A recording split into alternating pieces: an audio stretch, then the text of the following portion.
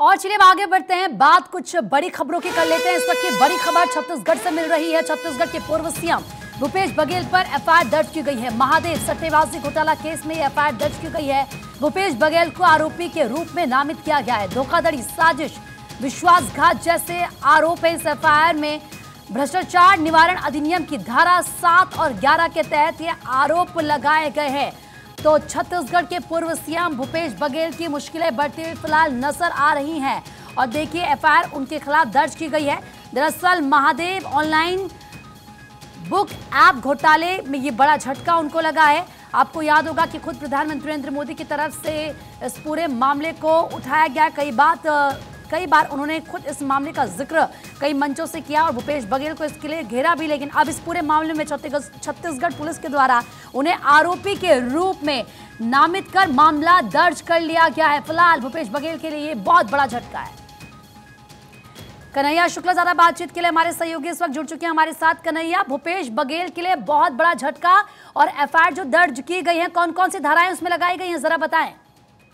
देखिए, आपको बता दें कि छत्तीसगढ़ में विधानसभा चुनाव के पहले जिस तरीके से प्रधानमंत्री नरेंद्र मोदी आकर के यहाँ पर रैलियों में महादेव ऐप का जिक्र करते थे, क्योंकि महादेव ऐप एक ऐसा स्कैम है जिसमें छत्तीसगढ़ के लोगों के लूटने का आरोप लगा है। और इस ऐप के जरिए बहुत से लोग जो अपनी जो आय थी उन्होंने अपनी खत्म कर दी। तो महादेव ऐप का जो नेक्सस है उसको तोड़ने के लिए ईडी ने इसकी में पूरी कोशिश की थी, जिसके आधार पर ईडी ने इसमें से 3 या 4 लोगों से जो आरोपी हैं उनसे बयान दर्ज किए थे, जिसमें से कुछ लोग दुबई में जिनसे बयान दर्ज किया गया था, जिसमें शुभम सोनी जो इसका एक्यूज्ड है वो वीडियो कॉन्फ्रेंसिंग के जरिए या वीडियो के जरिए उसने अपना मैसेज दिया था, जिसमें उसने ये स्टेटमेंट दिया था कि 500 करोड़ से अधिक का जो पैसा है वो तत्कालीन जो इस समय मुख्यमंत्री यहाँ पर थे भूपेश बघेल और कांग्रेस के नेक्सस को दिया गया था, जिस तरीके का उसने आरोप लगाया था। जिसके बाद ईडी ने मामला दर्ज किया था और ईडी ने इसकी जांच शुरू की थी। लेकिन उस समय भूपेश बघेल की सरकार थी छत्तीसगढ़ में, तो इसलिए एसीबी में कोई कार्रवाई नहीं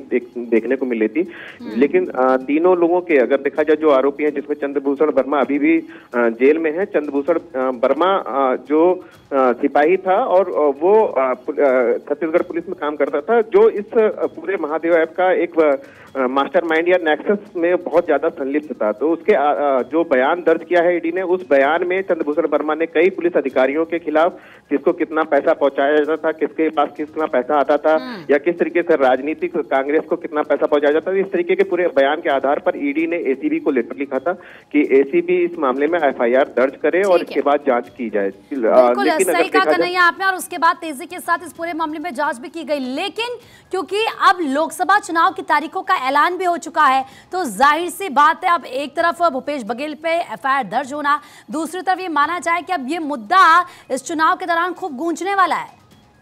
देखिए, अगर हम फिर विधानसभा की बात करें या हम आपकी आगामी लोकसभा चुनाव की बात करें, तो इस तरीके के जो मुद्दे हैं वो निश्चित रूप से अगर देखा जाए तो जनता के बीच इसलिए बहुत ही ज्यादा उत्साहित रूप में देखे जा सकते हैं, क्योंकि ये एक तरीके के स्कैम के बारे में एक दूसरे के खिलाफ प्रचार करने की बात है। लेकिन जब से भारतीय जनता पार्टी की सरकार बनी है, तो चाहे शराब घोटाले की बात करें, चाहे हम ईडी महादेव ऐप की बात करें, चाहे हम अन्य जो घोटाले जिन तरीके का जिक्र हो रहा था विधानसभा में, उसमें अभी तक कोई कार्रवाई देखते हुए नहीं मिल रही है। लेकिन महादेव ऐप के बारे में क्योंकि सीधे सीधे भूपेश बघेल से कनेक्शन जोड़ा जाता है और जो भी आरोपी बयान दे रहे हैं उन्होंने सीधे सीधे ये साफ साफ अपने बयान में दर्ज कराया कि कांग्रेस को इससे फंडिंग की जाती थी, जिसके आधार पर कई पुलिस अधिकारियों के ऊपर भी जांच करने की मांग लगातार छत्तीसगढ़ में उठ रही है। क्योंकि जिन पुलिस अधिकारियों के खिलाफ जो आरोपी जो अभी समय जेल में बंद हैं उन्होंने बयान दिया है, लेकिन अभी भी जो एफआईआर हुई है उसमें भूपेश बघेल का नाम है, लेकिन उन पुलिस अधिकारियों का नाम नहीं है।